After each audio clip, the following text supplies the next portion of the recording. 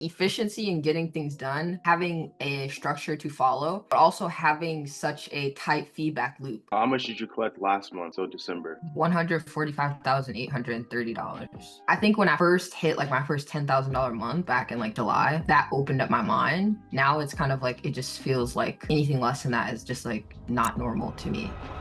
Yo, guys, what is going on? So I'm here with Makai, one of my great friends, and also one of my sitters and one of my offers.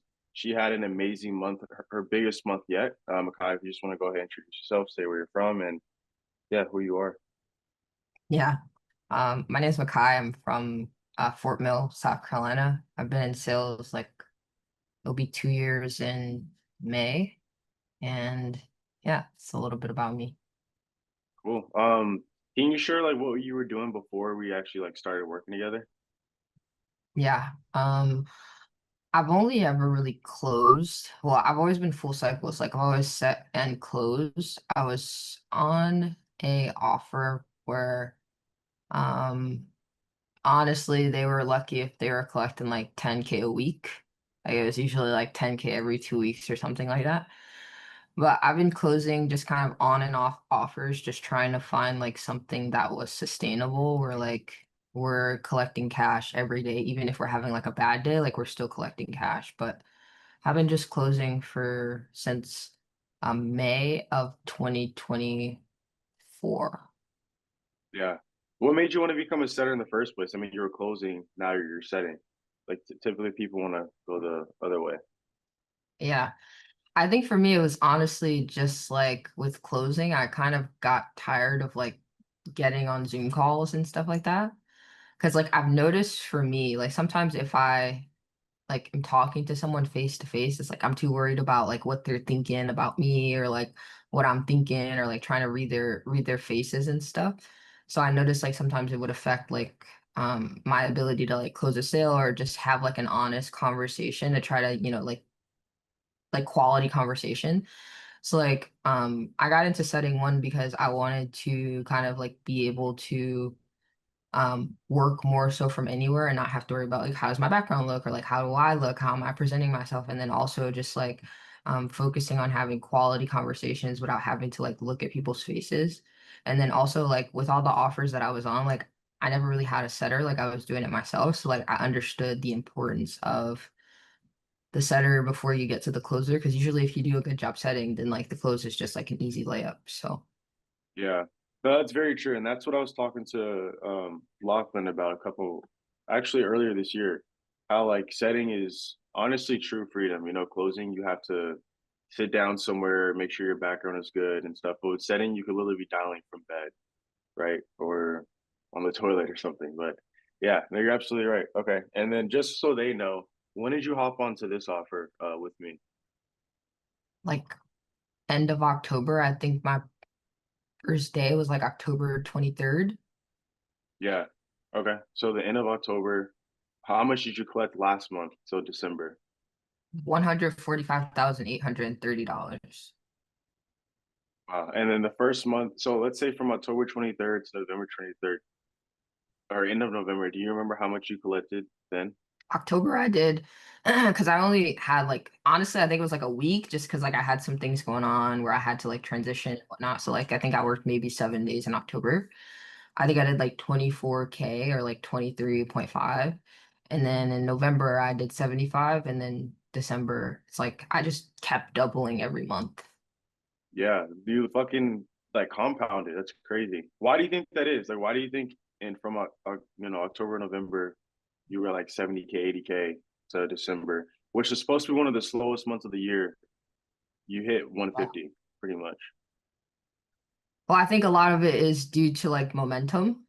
And also just like for me personally, I like moved away from home, which really helped just like clear my mind and allowed me to just focus up fully on like the task at hand. Cause like sometimes when I was at home, it's like I'm being pulled in five different directions and I'm trying to also get things done. But it's also like I had that, 7 days where I started in October. November was kind of like warm up, get used to the offer, everything like that, and then momentum. And now I'm just like compounding. Yeah. And I want to say too, like, and we've already talked about this plenty of times before, but I feel like when we had those conversations about in terms of your potential, especially when you moved, I mean, I don't know if you want to say where you are now, but especially when you moved, across the world, like your potential came out even more, if that makes sense, right? And I feel like right now, even though you hit 145 last month, like you're not even like scratching the surface of what you could hit, you know? Yeah. Um, so yeah, like I said, I'm super proud of you. And what changed for you mentally, like after hitting 145? Because for some people, it takes them a long time to hit that. Honestly, I don't think anything really changed, Aaron. The reason I say that is because like I think when I first hit like my first $10,000 month, which was back in like July of like 2025, like that opened up my mind. Now it's kind of like it just feels like anything less than that is just like not normal to me. So like it just felt like okay, like we're compounding, we're just building momentum because like we talked about like I'm only scratching the surface of my potential. So really it just feels like I'm just building up momentum and getting to that point where, eventually we can pull in $500,000 months.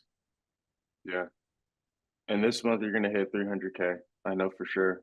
And I mean, the team loves you, right? Like we have teams just for the viewers out there. We have teams, like we have like 8 setters. They're split up into different teams and they compete against each other. And her team was pretty much came back and I mean, she won the award, right? The extra bonuses and stuff. So, yeah, I guess like for you, what was the most valuable part of the training that I provided to you? Definitely like I'm a very like structured person. That's how my mind thinks. So like when I go into a call, it's really good for me like knowing what all I need to get and like how to kind of structure my notes because it helps me with efficiency. It helps me with knowing where I need to guide the conversation, knowing what I need to get from the conversation. And then like just being able to kind of like move a little bit quicker and get more things done in less time. Efficiency in getting things done, like having a structure to follow, but also having such a tight feedback loop. Like my favorite part about being on an offer and like working with you is like I think because we understand each other so much and we're so much alike, it's like I can just call you and like express how I feel about something, or like, if I need feedback on something, it's like you will try your hardest to like sit there with me for an hour or whatever, like just giving the best feedback that you can give, which like on other offers, it's like people are just churn and burn factories. But like I can genuinely say, like, out of all the people like that I've worked for, it's like it's the best working for you because like you genuinely care, and as long as we show up and do what we're supposed to be doing, it's like the loyalty goes both ways. You know what I mean? Yeah. No, I appreciate that heavily. Because I think with a lot of offers too, again, they just see you guys as a number, right? And that's why, like you said, they churn and burn. But at least for me, that's just how I was raised, honestly, just to care for people, and that's just the type of person that I am.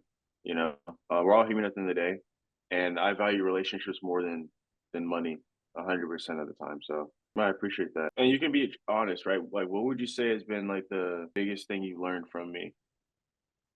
Honestly, I think it's um like just following through and knowing like you're capable of like so much more than your like current situation. And the reason I say that is because like I remember, I think we were talking about this the other day. I remember like when we were chatting and like you were like dialing when you used to be setting.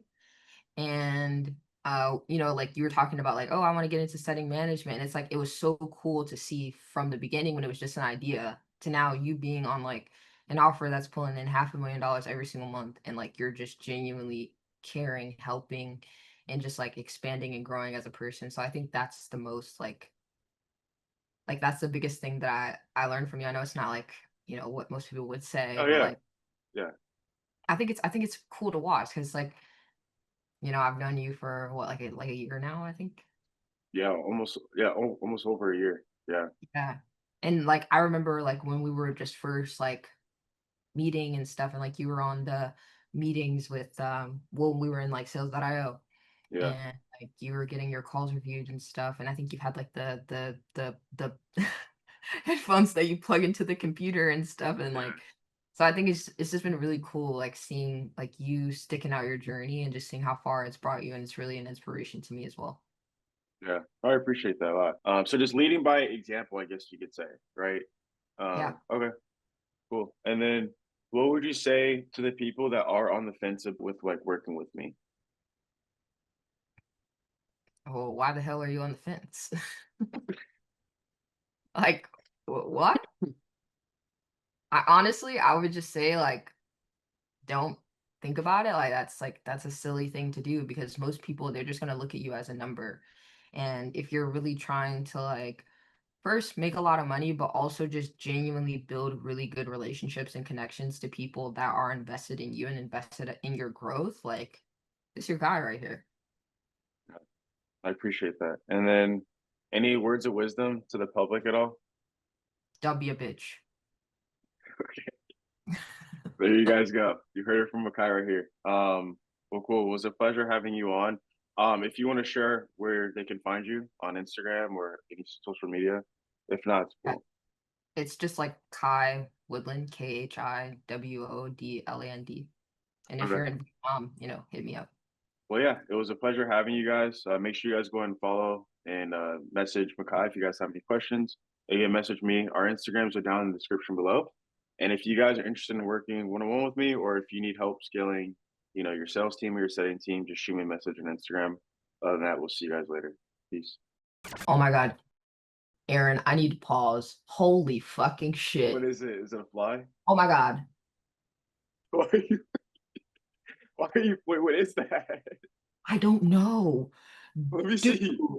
Was it like a bird? it's like bigger than a moth and it's black. It's like this fucking big. That was absolutely insane. Like, what the fuck?